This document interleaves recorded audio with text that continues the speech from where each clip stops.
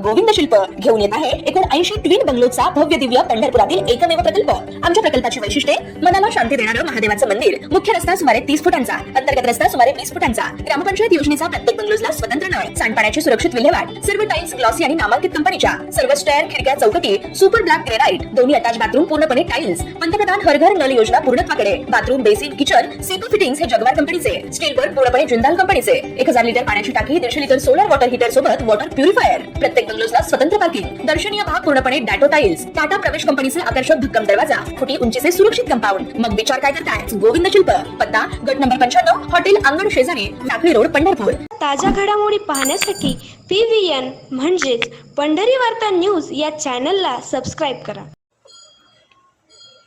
पंढरपूर येथील कोट्यवधी हिंदूंचे आराध्य दैवत असलेल्या स्वयंभू श्री विठ्ठल रुक्मिणी मूर्तीवर पुरातत्व विभागाद्वारे 23-24 जून रोजी नियोजित असलेल्या रासायनिक वज्रलेपन प्रक्रियेला वारकरी संप्रदाय आणि महाराष्ट्र मंदिर महासंघाने कडाडून विरोध केला आहे।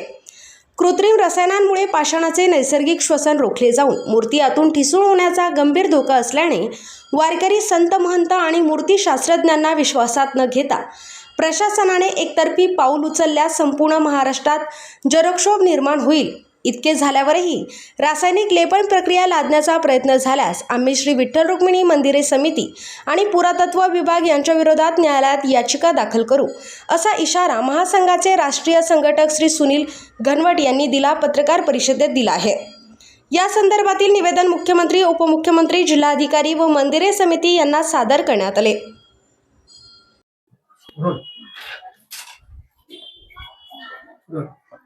नमस्कार, मी सुनील घनवट, महाराष्ट्र मंदिर महासंघाचा राष्ट्रीय संघटक। आज पंढरपूरमध्ये एका महत्वपूर्ण आणि संवेदनशील विषयावरती आम्ही प्रेस कॉन्फरन्स घेतली। या प्रेस कॉन्फरन्सला महाराष्ट्र मंदिर महासंघ, त्याचबरोबर वारकरी पाईक संघटना आहे, हिंदू जनजागृती समिती, सर्व संघटनांचे प्रतिनिधी उपस्थित होते। आम्ही एक महत्वपूर्ण भूमिका या ठिकाणी मांडली की अख्ख्या महाराष्ट्राचं आराध्य दैवत असणाऱ्या पांडुरंग विठू रुक्मिणीच्या मंदिरात जी एक रासायनिक वज्रलेपनाची प्रक्रिया सुरू करण्यात येणार आहे, 23-24 कालावधीमध्ये हे मंदिर बंद ठेवण्यात येणार आहे। या रासायनिक लेपन प्रक्रियेला महाराष्ट्र मंदिर महासंघ, वारकरी संघटना, वारकरी संप्रदाय या सगळ्यांचा तीव्र विरोध आहे। कारण आजपर्यंत 1988, 2003 असेल, 20 असेल, 4 वेळा जवळजवळ अशा प्रकारची रासायनिक प्रक्रिया करण्यात आलेली या मूर्तीवरती आणि 4ही वेळा जेवढा कालावधी सांगितला जातो त्या कालावधीपर्यंत त्या मूर्तीची रासायनिक लेपन प्रक्रिया टिकत नाही। 2020 ला सुद्धा पुरातत्व खात्याने सांगितलं होतं, मंदिर समितीने सांगितलं होतं, कमीत कमी पुढची 10 वर्ष ही प्रक्रिया टिकेल, मूर्ती चांगली राहील। यामध्ये 4-5 वर्षातच मूर्ती झिजते कशी, पांडुरंगाच्या पायाला खड्डा कसा पडतो, कोरोना काळामध्ये रुक्मिणी देवीच्या मूर्तीला पाय तिचे खराब कसे होतात, मूर्ती कशी खराब होते, आणि या गोष्टी जाहीरपणे तुम्ही सांगता आहात। म्हणजे रासायनिक प्रक्रिया जी वज्रलेपनाची केली जाते ती पूर्णतः अयशस्वी आहे, अपयशी आहे आणि याची जबाबदारी कोणीतरी स्वीकारली पाहिजे। पुरातत्व विभागाचे अधिकारी जे आहेत, वाहने आहेत किंवा मंदिर समिती आहे, हे एकमेकांना पाठीशी घालण्याचा प्रयत्न करतात। अशा प्रकारची रासायनिक लेपन प्रक्रिया करू नये, कारण जर मूर्तीचा चरण स्पर्श केल्यानंतर मूर्ती झिजत असेल तर मग कोरोना काळात कशी मूर्ती झिजली याचाही विचार होणं आवश्यक आहे।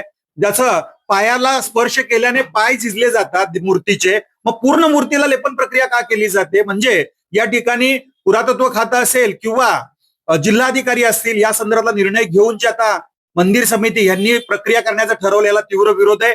या संदर्भात करवीर पीठाचे शंकराचार्य आहेत, त्यांनी सुद्धा पत्र पाठवून सांगितलेलं आहे की अशा प्रकारची रासायनिक प्रक्रिया अयोग्य आहे, धर्मशास्त्रानुसार नाहीये, याचा विचार व्हावा, अशा प्रकारची प्रक्रिया करू नये।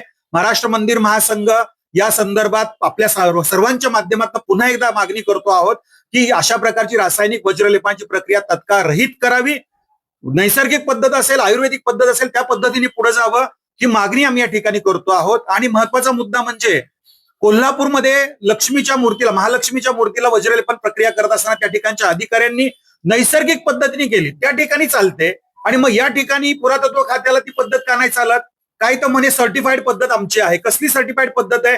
10 वर्षाच्या आत जर मूर्तीचं खराब होत असेल तर याची जबाबदारी स्वीकारा। आणि शेवटचा महत्वाचा मुद्दा की या अधिकाऱ्यांनी जर अशा घाट घातला आणि या प्रकारची प्रक्रिया केली, मंदिर समितीने त्याला समर्थन केलं आणि उद्या जर मूर्ती खराब झाली तर संबंधित सगळ्या लोकांवरती फौजदारी गुन्हे दाखल करावेत आणि याची जबाबदारी सगळ्यांनी स्वीकारावी आणि मगच प्रक्रिया करावी। आणि या प्रक्रियेमध्ये जर तुम्ही करणारच असाल अट्टहासाने तर नेमके कुठले घटक वापरणार आहात, काय करणार आहात, हे लिखित स्वरूपात सर्वांसमोर जाहीर करावं आणि मगच मूर्तीला हात लावावा. परंतु आमची मागणी हीच राहील की ही रासायनिक लेपन प्रक्रिया करू नये, अन्यथा आम्हाला न्यायालयाचे दरवाजे सुद्धा ठोठावे लागतील. ती तयारी आम्ही केलेली आहे. यापूर्वीच या सगळ्या